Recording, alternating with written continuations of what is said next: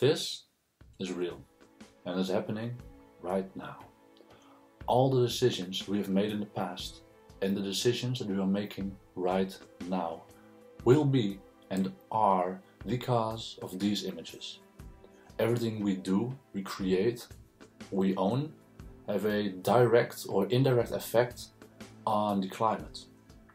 Since the beginning of humankind, we have been putting humans first.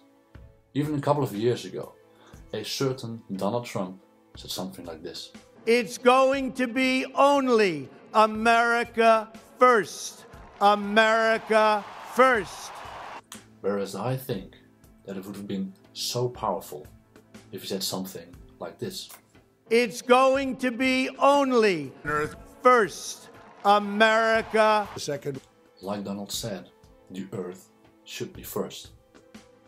This idea of putting humans first, this anthropocentric idea, is applicable on almost all currently active systems. Now, I've been focusing on the self-named anthropocentric agricultural system. And the biggest connecting factor in that system is the actual soil itself. I decided to focus more on the agricultural sector because I believe that there's so much more to gain there. And mainly in terms of climate change, but also in health benefits and many other things. So, what effect does soil have on climate change? And how does it work? Trees and plants, they take CO2 out of the air and they store it within the ground.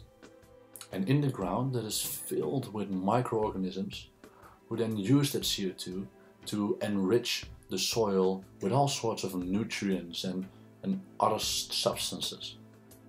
This makes the soil alive, full of fungi, roots, minerals and microbes. And this is called carbon glue, mainly because it holds CO2 so efficiently. This is healthy soil. This is where you want your food to come from.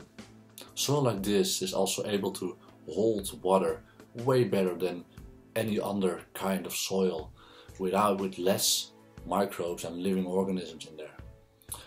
If the soil holds water better, then you prevent droughts and you ensure safety for your crops.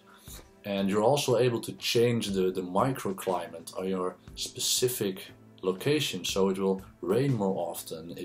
You can change the quality of your land. However, the way that our agriculture works right now is that we grow monocultures on vast pieces of land, which we then spray with pesticides. We then leave the soil bare and dead for some significant amount of time. By planting monocultures, we deplete the soil of specific nutrients, disrupting the soil diversity. Therefore, less organisms and microbes live within the soil.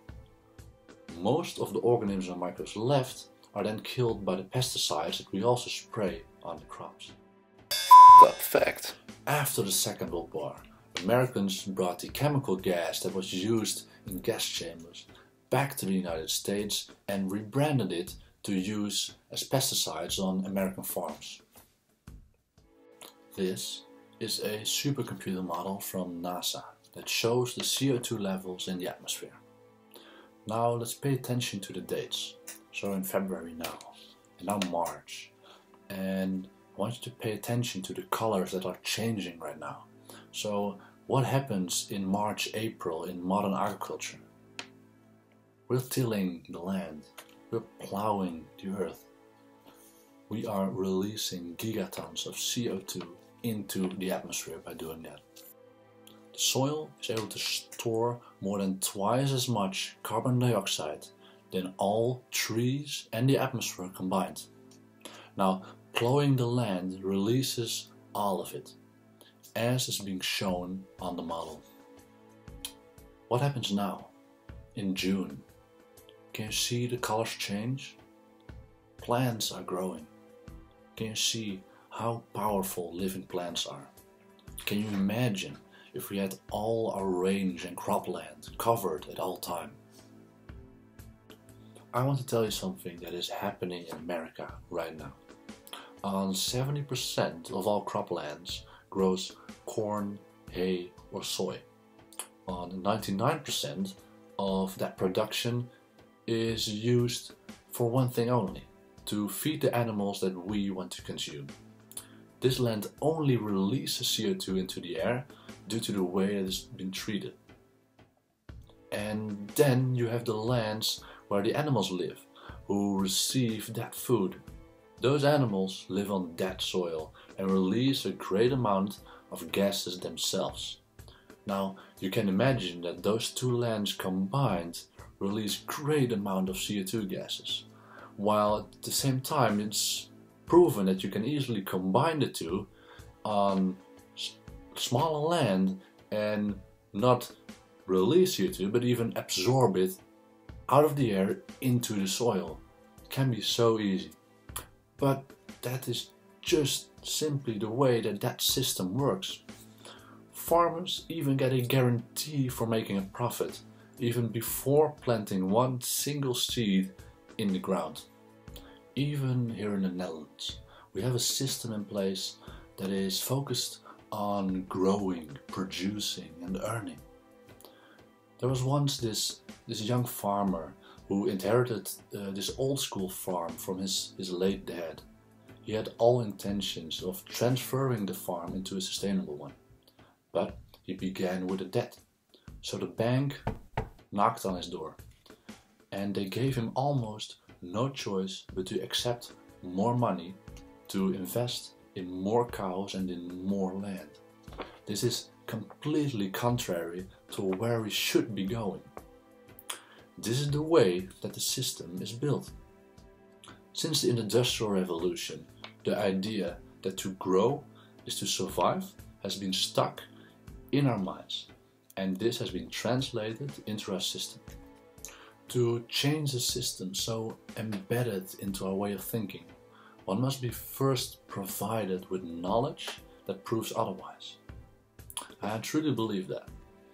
To change the system at the top, the first step is creating awareness and sharing knowledge with the individual.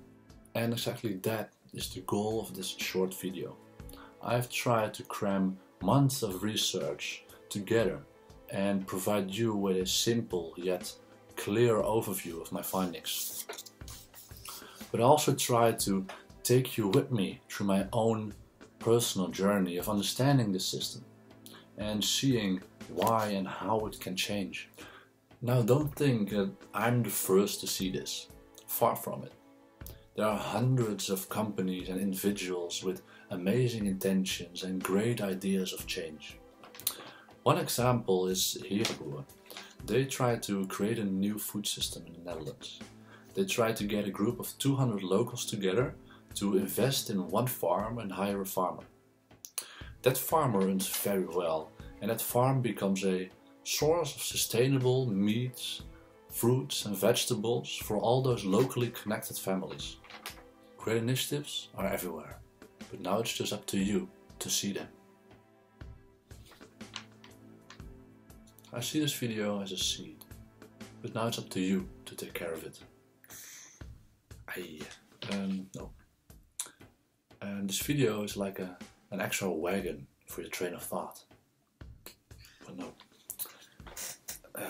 It's like a ragu. You have to let it simmer. Nah. It's like a wave, but you have to serve it. It's like a flower, but you have to understand it.